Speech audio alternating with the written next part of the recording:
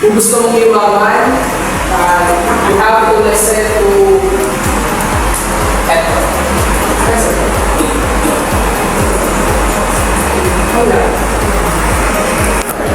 Ito yung tao nagtuturo sa akin na if you want to become rich, you need to listen to only to the rich ones. Ito din yung tao palaging nag-remind sa akin na to always be great, never settle for less. Ito yung tao nagsabi sa akin na when I started in the real estate and my parents are doubting me in the industry na our parents, mahal naman tayo ng mga parents natin, kaya nagtakot silang mag-fail tayo, but we have to prove them wrong by becoming really, really successful. So, madami nang natulungang tao na yumaman, been in the industry for more than a decade, magta 10 years na tayo this year, and siya yung CEO na hindi lang tumagal ng 10 years but ipinangalo ang showrooms at bawat showrooms for the past 10 years. So let's all welcome our CEO, Sir Sherwin Sevilla.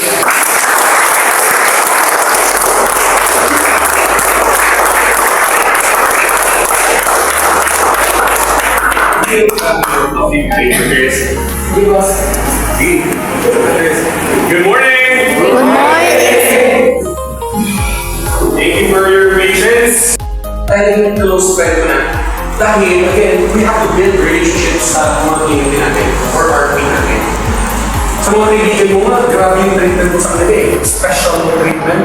Di ba dapat yung ako magpapayaman sa'yo, dapat meron din ang treatment din yun. Talagang consider as friend na yun dapat ang best friend mo, yun dapat ang match mo. Tama yan? Ano na kasimple na kung masyado tayo matalino? You keep on figuring out, you keep on thinking, will it work? Will it not? Will it work or not? Kakausap pa ako, hindi. Ayun, naubos ang oras mo pero hindi ka rin productive. Ako hindi. Just go, work. Bahala na. Ayun, yumaman na lang tayo. Sino yung galing yung developer dito? Sige. Salam, galing yung developer. Who else? Lalo ba iba? Sa ibang developer, meron silang client appointment slip na pinapapirma kami. So yung client appointment slip, we have to report it every single day. Every day, papakita namin sa manager namin na ito yung mga nakausap namin. So, in other words, monitor yung activity or monitor yung productivity natin. It's already June 11. June 11. So it's just how many days to when it's 19 days for us. I'm hearing people committing not just one, people committing 5, there are regions committing 10, and ganun lang eh, kapag ganun na tayo, kung gusto mo makapagpasok ng messages, kailangan mas marami talaga yun. Madami talaga yung pinatarget. Di pwede mababaya kasi kung mababaya ang target ko yung actions.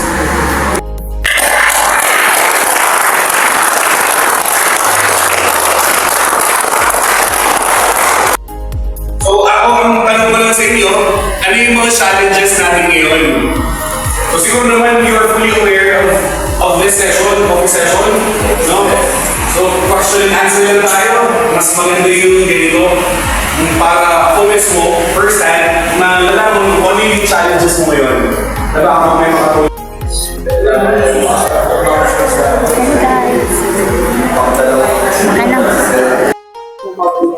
So parang nakarelay na lang po kasi ako sa group chat kung sa akin na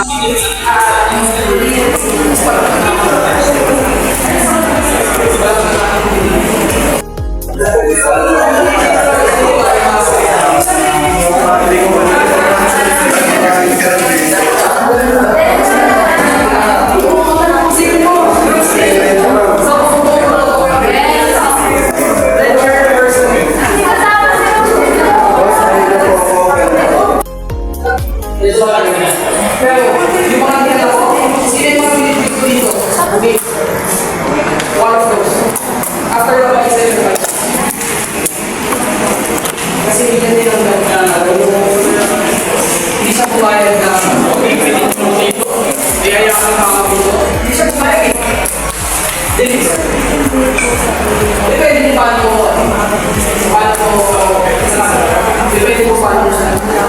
Pero kasi yung mga successful Ay, maraming salamat. sellers sa mga stores, kung lagay nila yung Pokemon, hindi ako paano.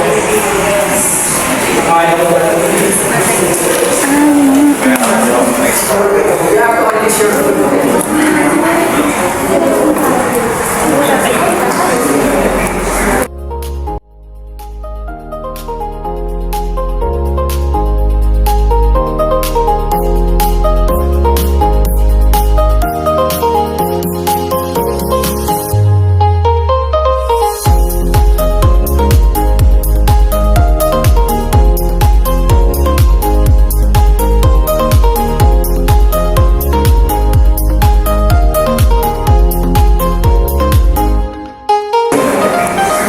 Yun guys, after pala ng coffee session namin with Sir